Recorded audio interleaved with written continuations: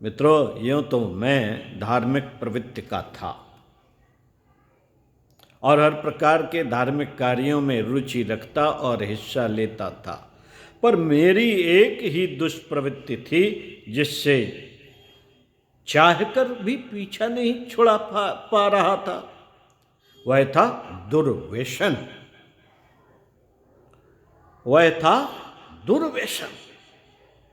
तंबाकू, सिगरेट, शराब और बीड़ी की ऐसी लत लगी कि पीछा छुड़ाना मुश्किल हो रहा था। ऐसी बात नहीं कि मैं कोशिश नहीं करता, मेरी अंतरात्मा कचोटती थी। मैं हृदय से चाहता था कि इन सब से पिंड छूटे, पर हर बार परिणाम ढाक के 3 पात निकलते। ये कथन है धनराज यादव, गायत्री चेतना केंद्र, राजविराज सप्तरी, नेपाल। मिशन ने बदला जीवन। आपको पढ़कर सुना रहे हैं, अद्भुत, आश्चर्यजनक किंतु सत्य, भाग 2, पृष्ठ 40 से। तो साथियों, मिशन ने बदल दिया जीवन। इसी क्रम में गायत्री परिवार के परिजन भाई वीरेंद्र यादव और रामचंद्र शास्त्री से मुलाकात हुई। वे मिशन के कर्मठ कार्यकर्ता थे। उन्हीं से मुझे पूज्य गुरुदेव और वंदनीय माता जी और शांत कुंज की संक्षिप्त जानकारी मिली। उन्होंने मुझे शांत कुंज में चल रहे 9 दिवसीय संजीवनी साधना सत्र में हिस्सा लेने के लिए प्रेरित किया। मैंने पूछा, क्या साधना सत्र में हिस्सा लेने भर से मेरी बुरी लत छूट जाएगी? उन्होंने कहा, अवश्य, एक बार आप जाकर तो देखिए, वहाँ रहकर साधना कीजिए और प्रतिदिन पूज्य गुरुदेव एवं वंदनीय माता जी की समाधि पर जाकर प्रार्थना कीजिए कि मुझे मेरी बुराइयों से छुटकारा दिलाएं।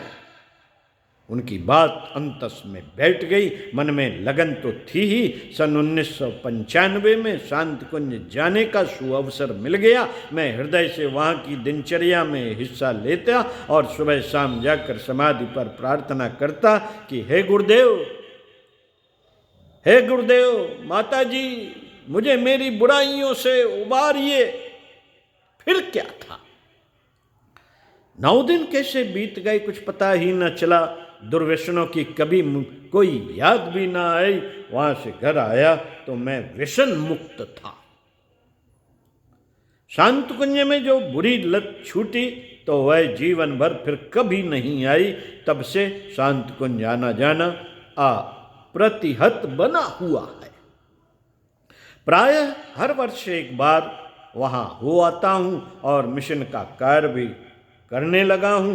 मुझसे जितना बन पड़ता उतना करता हूँ। साथ ही और लोगों को भी वहाँ जाने के लिए प्रेरित करता हूँ ताकि उनमें भी यदि कोई बुराई हो तो वे उससे मुक्त हो सके।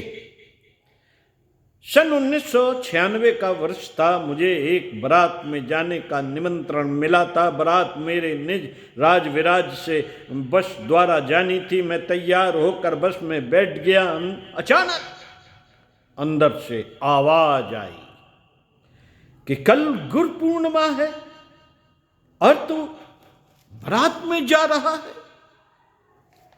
मन असमंजस में पड़ गया। अंदर उथल पुथल मच गई। अंततः अंतरात्मा की आवाज की बुझी हुई मैं बस से उतर गया।